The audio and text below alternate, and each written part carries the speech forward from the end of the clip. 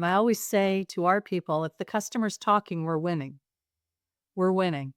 And there's a really great company called the Trust Advisor who created this trust equation. And they say building, because you got to build trust if you're selling remotely, right? These people, it's not like it's a different feeling when you've never met someone.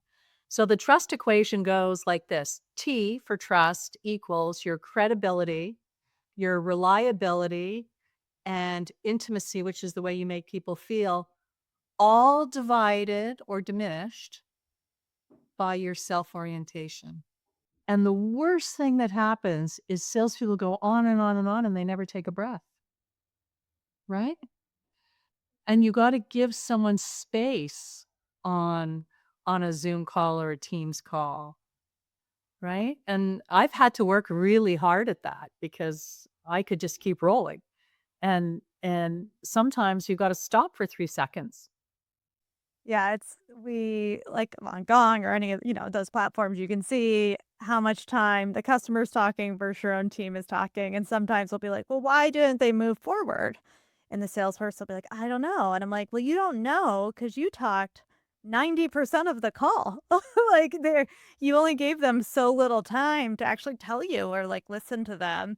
And I think those are great tools as like even kind of a blunt measure of like, which reps are talking too much? What is the percentage? Can you kind of start to give them potentially a target to hit? And that might start at 50% and like, but let's start to get calls further away from that 70, 80, 90%.